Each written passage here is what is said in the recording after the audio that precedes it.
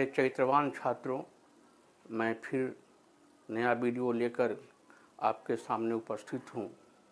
आज का दिन भी ऐतिहासिक है। आज कार्तिक पूर्णिमा है और गुरु नानक देव जी का प्रकाश पर्व है। इस अवसर पर मैं आप सबों के सफलता, स्वास्थ्य की मंगल कामना करता हूँ। तो आज के वीडियो में हम आपको बतलाएंगे लौसा निकालने का गुणनखंड विधि से, विभाजन विधि से। विभाजन विधि मतलब यूक्लिड विभाजन एल्गोरिदम की विधि से और अभाज्य गुणनखंड विधि से। एक बार फिर आप लोगों से मेरा निवेदन, मेरी बात को गौर से सुनिएगा, एक एक शब्द को, और जब मैं कहूँगा बोर्ड पर से नोट कर लीजिए तो प्लीज़ नोट कर लीजिएगा। ये क्रैश कोर्स का मैथ बिहार बोर्ड के विद्यार्थी जो फॉर्म भरे हुए हैं, जिनकी परीक्षा 17 फरवरी 2021 से होना तय है, झारखंड शिक्षा परिषद रांची, यूपी बोर्ड के छात्रों के लिए भी समान रूप से उपयोगी है। और ख़ास करके ऐसे बिहार बोर्ड के विद्यार्थी जो पॉलिटेक्निक और आईटीआई का ही फॉर्म भरे हुए हैं, जिनकी परीक्षा 2021 में होगी, वैसे विद्यार्थी के लिए भी यह मैथ का क्रैश कोर्स रामबाण का काम करेगा।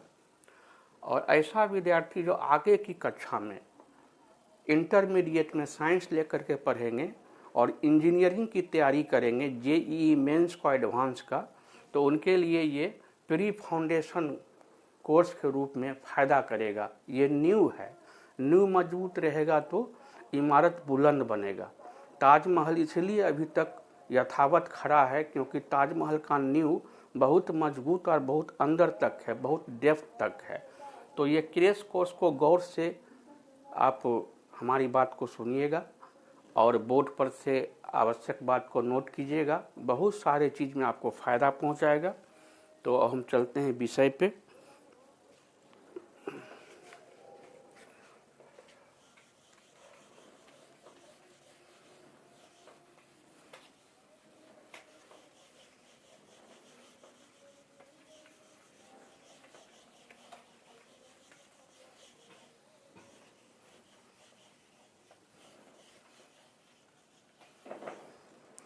अभाज्य गुणनखंड निकालने का तरीका तो हम आप लोगों को बतलाए हुए हैं।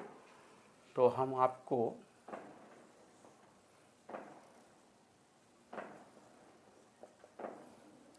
अभाज्य गुणनखंड विधि से लॉस मतलब लघुत्तम समापवर्त, इंग्लिश में संक्षेप में एलसीएम निकालने का तरीका बता रहे हैं।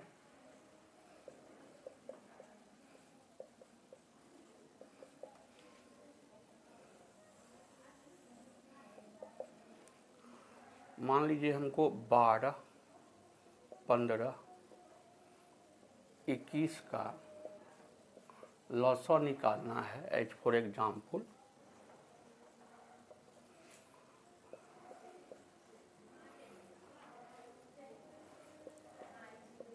हमको निकालना है कौन विधि से?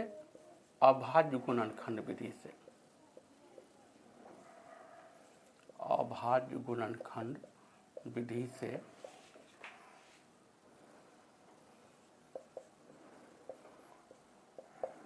निकालो। 12 का, 15 का और 21 का लॉसा निकालना है हमको अभाज्य गुणनखंड विधि से।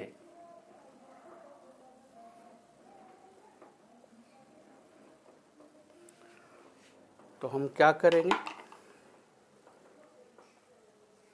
12 का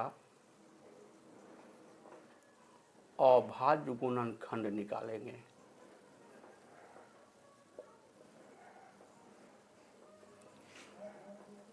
मुजमाने भी निकाल सकते हैं। 2 दूनी 4 तिया 12। तो 2 है 2 ठो, तो 2 का पावर 1, 2 का पावर 1 छुपा हुआ है। ये 2 आधार है और 1 है घात, पावर। यदि आधार 1 समान अंक रहे तो पावर क्या होगा? ये पावर जुट जाएगा। तो 1 और 1 जुट करके हो गया 2 का पावर 2। तो 2 गुना 2 मतलब 2 का पावर 2, और 3 तो अकेले है तो 3 का पावर 1। पावर 1 छिपा भी रहता है, आप नहीं भी लिखिएगा तो कोई बात नहीं है, लिख भी दीजिएगा तो कोई बात नहीं है। हम इधर थोड़ा सा आपको रफ में भी समझाने का चेष्टा करते हैं, ताकि हमारे जो विद्यार्थी एवरेज हैं उनको भी मुसीबत नहीं हो, और जो विद्यार्थी इंटेलिजेंट हैं तो खैर उनकी तो बात ही निराली है। तो 12 का निकाले थे अभाज्य गुणनखंड, तो 12 लिख करके एक लकीर ऐसे एक लकीर ऐसे खींचिए।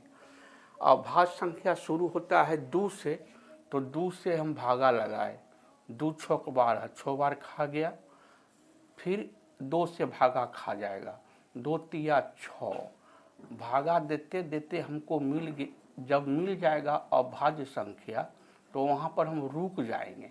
अभाज्य संख्या से भागा लगाएंगे, अभाज्य संख्या पर आकर के हम रुक जाएंगे। अब यहाँ से शुरू हुआ था तो 2 गुना 2 गुना 3, ये तीनों अंक के बीच में गुना का चिन्ह लगा देंगे। 2 गुना 2 तो 2 है 2 बार, तो 2 का पावर 2, 2 का घात 2, और 3 अकेले है, इसको ऐसे भी छोड़ सकते हैं क्योंकि इसका पावर 1 छिपा हुआ रहता ही है। अब हम 15 का अभाज्य गुणनखंड निकालेंगे। अब हम 15 का अभाज्य गुणनखंड निकालेंगे। तो ये तो एकदम सिंपल है, 3 पचे 15, मतलब 3 है एक बार तो 3 का घात 1, 5 का घात 1। अब हम 21 का अभाज्य गुणनखंड निकालेंगे। हम 21 का अभाज्य गुणनखंड निकालते हैं।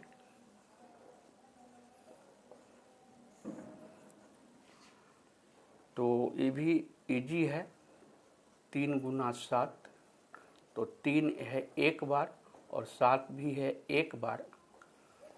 अब हम निकालते हैं लॉसअ, LCM। तो ये जो हम गुणनखंड निकाले हैं अभाज्य गुणनखंड, इसमें सबसे छोटी संख्या है 2, तो 2 का मैक्सिमम पावर है 2, तो मैक्सिमम पावर को पकड़ेंगे। फिर 3 का पावर 1, 3 का पावर 1, 3 का पावर 1, तो 3 का पावर 1 ही रह गया। अब है 5, और 5 का पावर है घात है 1, और फिर है 7, 7 का भी घात है 1। अब इसको हम तोड़ देंगे, 2 का पावर 2, तो इसको 2 बार तोड़ दिए, बीच में गुना का चिन्ह दे देंगे, 2 गुना 2। 3 का पावर है 1, तो 3 एक बार, 5 का घात माने पावर है 1, तो 5 एक बार, और 7 का पावर है 1, यानी 7 का घात है 1, तो 7 को एक बार। अब सबों को हम गुना कर देंगे, 2 दूना 4, 4 तिया 12, 12 पंचे 60, और 60 को 7 से गुना करेंगे तो हो जाएगा हमको 420। तो अभाज्य गुणनखंड विधि से 12, 15 और 21 का हम लॉसअ निकाले तो हमको आ गया 420। और आप यदि मुजमानी अभाज्य गुणनखंड कर लिए, अभाज्य गुणनखंड में केवल अभाज्य संख्या का ही गुणनखंड होगा, उसमें भाज्य संख्या नहीं आएगा। भाज्य संख्या को ही अद्वितीय अभाज्य गुणनखंड में तोड़ा जाता है, जो कहलाता है अंक गणित का मूलभूत प्रमेय, फंडामेंटल थ्योरम ऑफ अरिथमेटिक। तो जिनको मुजमानी अभाज्य गुणनखंड नहीं निकलता हो तो रफ पन्ना पर इस प्रकार से आप अभाज्य गुणनखंड निकाल लीजिएगा। अब 15 का अभाज्य गुणनखंड है, सिंपल है, 3 अभाज्य संख्या है, 3 पचे 15, 5 अभाज्य संख्या है, हम यहाँ पर रुक जाएंगे। 21 का निकालना है, सिंपल है, 3 अभाज्य संख्या है, 7 बार में खा गया, और 7 है अभाज्य संख्या, यहाँ पर रुक जाएंगे। यहाँ से स्टार्ट किए थे और यहाँ लास्ट कर गया, तो इसको 3 को और 5 को गुना कर देंगे। 3 से स्टार्ट किए थे, 60 पर आके बंद हो गया, 3 और 7 को गुना कर दिए। अभाज्य गुणनखंड निकालने के बाद हमको मैक्सिमम घात लेना है।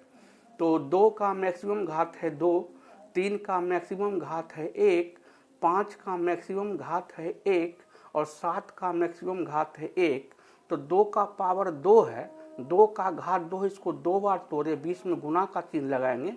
ये आप 7वीं कक्षा में पढ़े हुए हैं, घातांक, वही घातांक है। 3 का पावर 1 तो 3 एक बार, 5 का पावर 1 तो 5 एक बार, 7 का पावर 1 मतलब 7 का घात तो 7 एक बार। अब इन सबों को गुना कर देंगे। तो 2 को 2 से गुना किए तो आया 4, और 4 को 3 से गुना किए तो आ गया 12, 12 को 5 से गुना किए तो आ गया 60, और 60 को 7 से गुना किए तो आ गया 420। तो 12, 15, 21 का अभाज्य गुणनखंड विधि से एलसीएम आ गया हमको 420। प्लीज इसको नोट कर लीजिए, आप नोट कर लीजिए। और पिछले वीडियो में आपको हम सिखलाए थे अपवर्त विधि से लॉसव कैसे निकाला जाता है। तो हमें विश्वास है अपवर्त विधि से भी आप लॉसव सीख गए होइएगा। और मैं आपको 2-4 एग्जाम्पल दूंगा।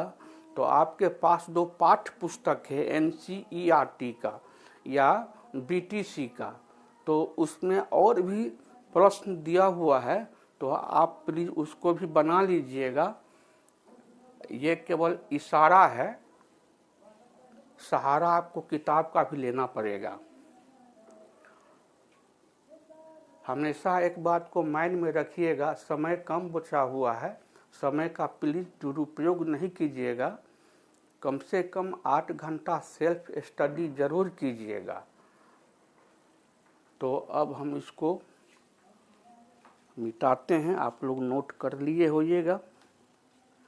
आप लोगों से एक निवेदन है, हमारी बात आपको जंचे तो उसको आप अपने पढ़ाई के दरमियान उसको ज़रूर यूटिलाइज कीजिए। हम आपका स्वर्णिम भविष्य की कामना करते हैं। और लाइक भी कीजिए, प्लीज़ सब्सक्राइब भी कीजिए, और अपने दोस्तों और संबंधियों में शेयर भी कर दीजिए, ताकि अधिक से अधिक विद्यार्थी को फ़ायदा हो सके। हमारी यही नियत है, एक शिक्षित और सभ्य चरित्रवान राष्ट्र का निर्माण करना। ये हमारी दिली ख्वाहिश है, जिसमें आपकी मदद हमको चाहिए, और मुझे उम्मीद है कि आप हमें अवश्य मदद करेंगे। तो अब हम इसी सवाल को बनाएंगे अब दूसरी विधि से।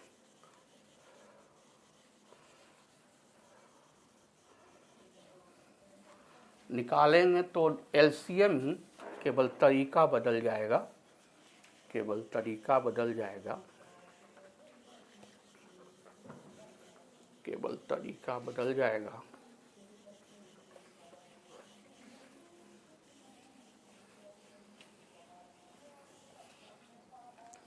तो इसी सवाल को हम बना रहे हैं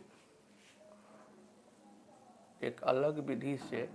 इसको कहते हैं विभाजन विधि। विभाजन मतलब भागा विधि। हमको निकालना है किसका, 12 का, 15 का और 21 का लॉसव निकालना है हमको विभाजन विधि से, भागा विधि से। ये बिल्कुल सिंपल है आपके लिए। इस विधि से एलसीएम आप 4ठी कक्षा में निकाल चुके हैं, 5वीं कक्षा में निकाल चुके हैं, 6ठी कक्षा में निकाल चुके हैं। बस उसकी केवल पुनरावृत्ति हो रही है। जब आप प्रारंभिक कक्षा में थे तो केवल आपको भागा विधि से एलसीएम सिखला दिया गया था।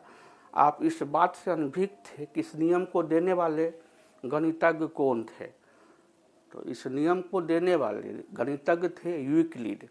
तो यूक्लिड विभाजन लेमा का इस्तेमाल करेगा, ये एलसीएम निकल जाएगा। तो बिल्कुल सिंपल है। ये तो आप 4ठी कक्षा से ही निकालते आए हैं। इस ऐसे एक लकीर खींचेंगे। अब हमको ऐसा डिवाइडर चुनना है, ऐसा भाजक चुनना है कि कम से कम 2 अंक में भागा खा जाए। तो यदि हम 3 से भागा लगाते हैं तो वो 12 में भी खा जाएगा, 15 में भी खा जाएगा, 21 में भी खा जाएगा।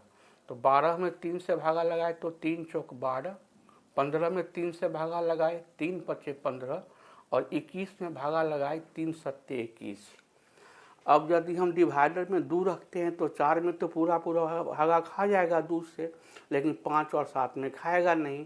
ये लघुत्तम है। एक बात आप ध्यान रखिएगा, सबसे छोटी डिवाइडर से स्टार्ट कीजिएगा। यदि 2 से कम 2 अंक में भागा लगता होता तो हम यहाँ डिवाइडर में 2 रखते। यदि हम 5 से अगर भागा लगाते हैं तो 5 में तो पूरा पूरा खाएगा भागा, 7 और 4 में नहीं खाएगा।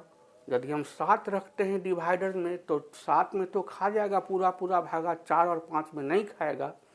तो हमको ऐसा डिवाइडर रखना है, ऐसा भाजक रखना है कम से कम 2 अंक में पूरा पूरा भागा खा जाए, और नहीं खाएगा तो उसको वहीं पर छोड़ देंगे, हम आगे की प्रक्रिया में लग जाएंगे। तो यहाँ से मेरा स्टार्ट हुआ और हम गुना का चिन्ह लगाते चलेंगे। 3 के बाद 4 गुना का चिन्ह देंगे, फिर 5 गुना का चिन्ह देंगे, फिर 7। इन तमाम अंक का हम गुणनफल निकाल देंगे। तो 3 को 4 से गुना किए 12, 12 को 5 से गुना किए 60 और 60 को 7 से गुना किए 420। इससे पहले जो हम एलसीएम निकाले थे अभाज्य गुणनखंड विधि से, तो उसमें भी हमको 420 ही आया था और विभाजन विधि में भी 420 ही आया। आना ही है, केवल विधि अलग है, सवाल तो वही है। तो प्लीज आप इसको नोट कर लीजिए।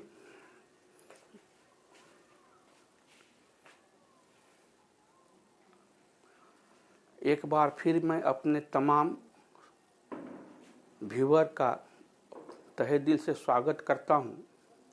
हमारे जितने भी व्यूअर हैं वास्तव में हमारे उत्साह को बढ़ाते हैं और मुझे ऐसा लगता है कि मैं कुछ छात्रों की सेवा कर रहा हूं। तो आपसे निवेदन कि सब्सक्राइब भी करें, शेयर भी करें, अपने दोस्तों को भी बतलाएं और अपना व्यू भी देते रहें। तो अब हम इसको मिटाते और आपको एक विधि पर और ले जाते हैं। हमारी बात को गौर से सुनते रहिएगा और बोर्ड पर से जब आपसे रिक्वेस्ट करेंगे नोट कर लीजिए तो नोट कर लीजिएगा।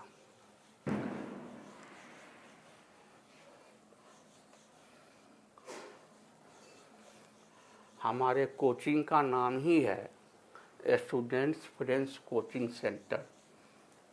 हम आपके मित्र हैं और हर प्रकार से आपका डाउट को क्लियर करना हमारा कर्तव्य है। हमसे तो आप लोग परिचित हो ही गए हैं। जो नए व्यूअर हैं तो मैं उनको एक बार अपना परिचय दे देता हूँ। मेरा घर पड़ता है बिहार प्रांत के दरभंगा जिला में हथौड़ी गांव के सोलंकी टोला में। आई एम फ्रॉम सोलंकी टोला हथौड़ी, block Baheri, district Darbhanga, state Bihar. I am BSc math. मैं 30 वर्षों से विद्यार्थी की सेवा करता रहा हूँ ऑफलाइन कोचिंग के माध्यम से। कोरोना के कारण कोविड-19 एपिडेमिक के कारण ऑफलाइन कोचिंग तो डिस्टर्ब चल रहा है, तो ऑनलाइन कोचिंग स्टार्ट है। पढ़ाने का एक नया ट्रेंड विकसित हुआ, तो मैं ऑनलाइन टीचिंग के माध्यम से पुनः आप लोगों की सेवा में उपस्थित हूँ। तो अब हम आपको एलसीएम निकालने का 3 तरीका बताए।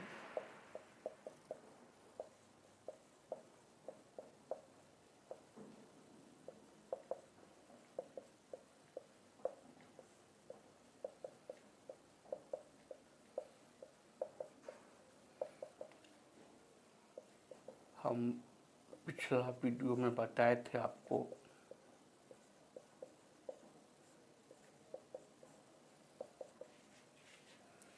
अपवर्क विधि से एलसीएम आज बतलाए आपको हम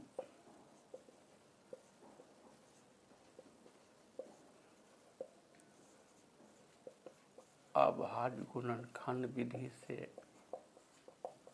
एलसीएम